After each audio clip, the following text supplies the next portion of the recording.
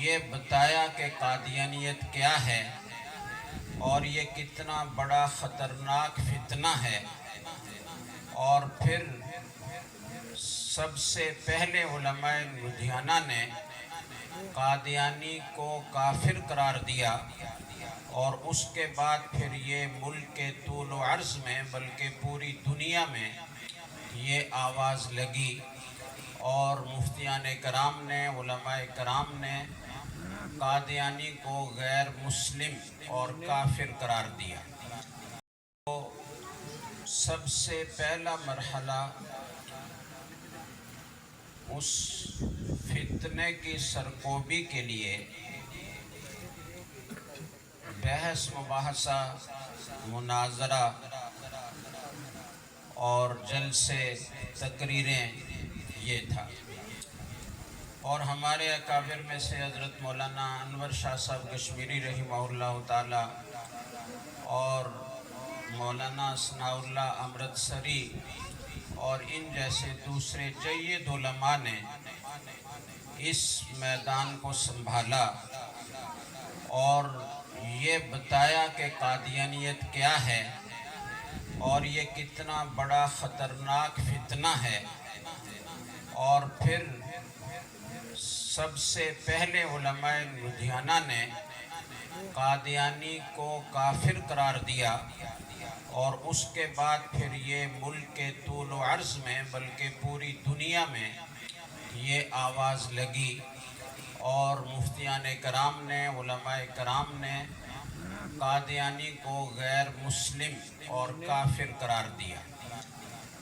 ختم نبوت کے تحفظ کے لیے جو کوششیں ہوئیں ان کا سب سے پہلا مرحلہ یہ تھا۔ دوسرا مرحلہ پھر عدالت میں ان کے کفر کو ثابت کرنے کا درپیش تھا۔ اس کے لیے سب سے پہلے جس عدالت نے قادیانیوں کو غیر مسلم قرار دیا وہ افریقہ کی عدالت تھی۔ 1919 میں اس نے عدالت سے باقاعدہ فیصلہ جاری کیا کہ قادیانی غیر مسلم ہیں، کافر ہیں، اسلام سے ان کا کوئی تعلق نہیں ہے۔ اس کے بعد پھر مختلف ملکوں میں عدالت میں یہ مسئلہ گیا۔ باولپور کا واقعہ آپ حضرات کے سامنے ہے، کئی علماء کرام سے آپ نے تفصیل سے سنا ہوگا، جس میں حضرت مولانا انور شاہ صاحب کشمیری رحمہ اللہ تعالیٰ نے حاضر ہو کر بیان بھی دیا تھا۔ اور اس کے بعد پھر راولپنڈی کے ایک سیشن کورٹ میں یہ مسئلہ گیا، اور بالآخر ان عدالتوں سے قادیانیوں کو غیر مسلم قرار دینے کا فیصلہ جاری ہوا۔ یہ دوسرا مرحلہ تھا۔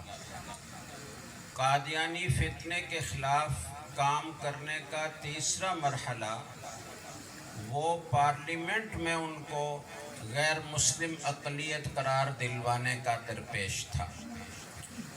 اس کے لیے 1953 کی تحریک چلی، اور 10,000 کارکنان ختم نبوت نے اپنی جان قربان کی،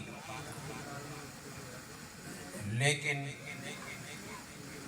پارلیمنٹ میں انہیں غیر مسلم اقلیت قرار دلوایا نہ جا سکا۔ تحریک چلتی رہی، کام ہوتا رہا، اور پھر بالآخر 1974 میں قادیانیوں کے سربراہ، دونوں گروہوں کے سربراہوں کو پارلیمنٹ میں حاضر کر کے اور 13 دن 14 دن 2 ہفتے تک ان کے سارے دلائل سن کر اور تفصیل سے ان کا رد کر کے پوری پارلیمنٹ نے متفقہ طور پر ان کو غیر مسلم اقلیت قرار دیا۔